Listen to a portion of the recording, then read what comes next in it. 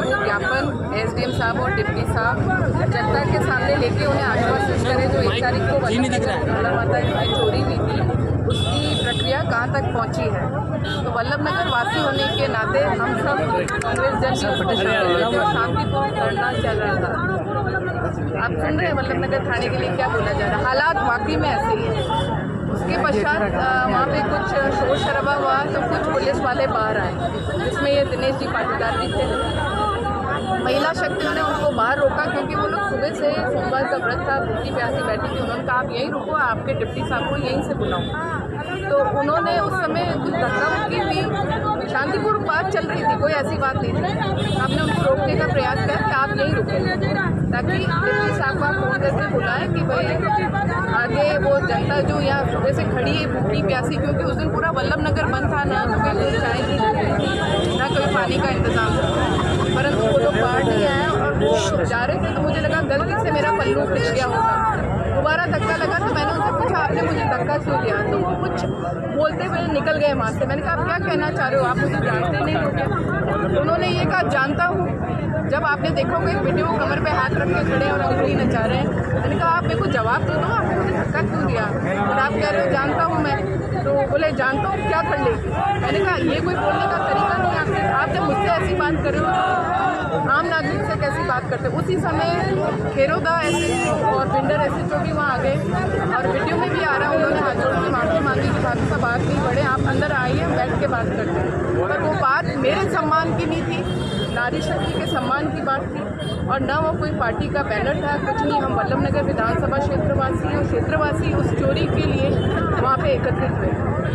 काला माता हम सबकी आस्था का स्थान है। पर अगर ऐसा पुलिस अधिकारी, पहले बात तो वो 2 स्टार SI है जिसको SHO का वहाँ पद दिया गया है और बाद में पता चला वो बहुत से लोग उससे वहाँ पे परेशान हैं।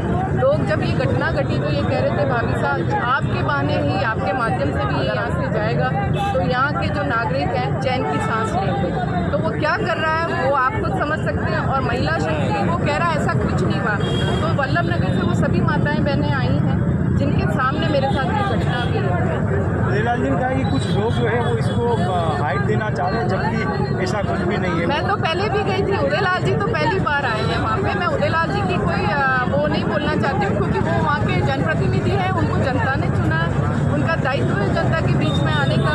पर मैं जब विदेश यात्रा पे थी और वापस आई मुझे पता चला तो मैं कांग्रेस के बैनर पे भी मेरे सभी कार्यकर्ताओं के साथ SDM साहब के पास गई थी, डिप्टी साहब से भी बात करी थी। उन्होंने कहा 2-3 दिन में हो जाएगा।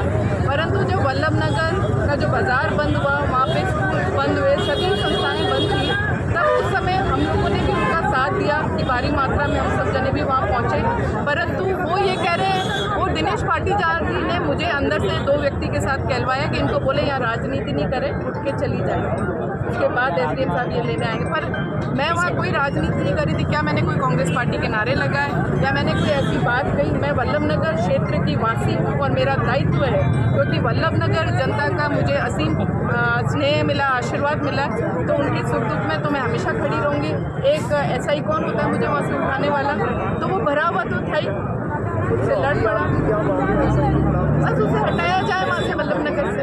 और मैं SP साहब से भी मेरी बात हुई और मैं पूर्ण रूप से आश्वासित हूँ कि वो पूर्ण रूप से न्याय करेंगे और उसे अतिशीघ्र हटाएंगे। इसे इतना लंबित क्यों किया जा रहा है मैं ये जानना चाहूँ। और आज मैं नहीं, मेरे से स्नेह, मुझ में विश्वास रखने वाले और मेरे वरिष्ठ जिनका आशीर्वाद है मुझ पर, वो सब यहाँ पे मुझे लेकर आए हैं। 13 तारीख की जो घटना हुई उसमें हमारे विधायक महोदय द्वारा सर समाज के लोग इकट्ठे होकर के और SHO साहब और उनको ज्ञापन देने के लिए वहाँ प्रस्तुत हुए।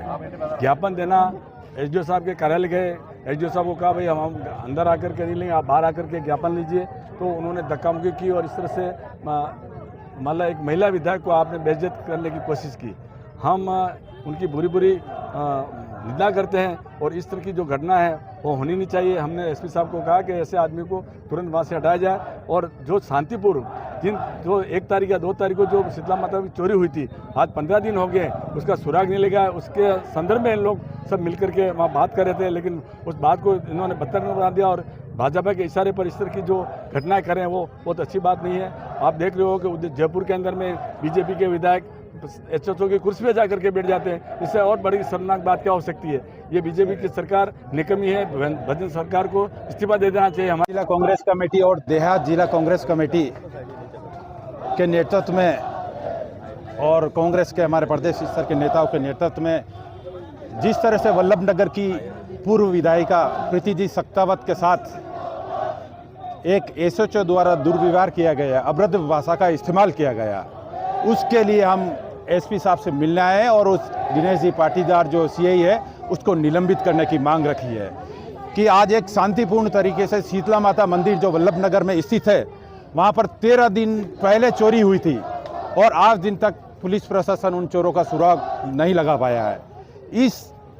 इसको लेकर जब वल्लभनगर और वल्लभनगर के निवासियों ने सर्व समाज को लेकर धरना प्रदर्शन किया, ज्ञापन देने के लिए गए, वहाँ पर दिनेश पाटीदार द्वारा प्रीति सक्तावत के साथ भारतीय जनता पार्टी के इशारे पर उस अधिकारी को भारतीय जनता पार्टी के इशारे पर उसने दुर्व्यवहार किया। हम उसको मांग करते हैं कि निलंबित करें, नहीं तो आने वाले दिनों में कांग्रेस के कार्यकर्ता ये यहाँ ही नहीं पूरे राजस्थान में धरना प्रदर्शन करेंगे।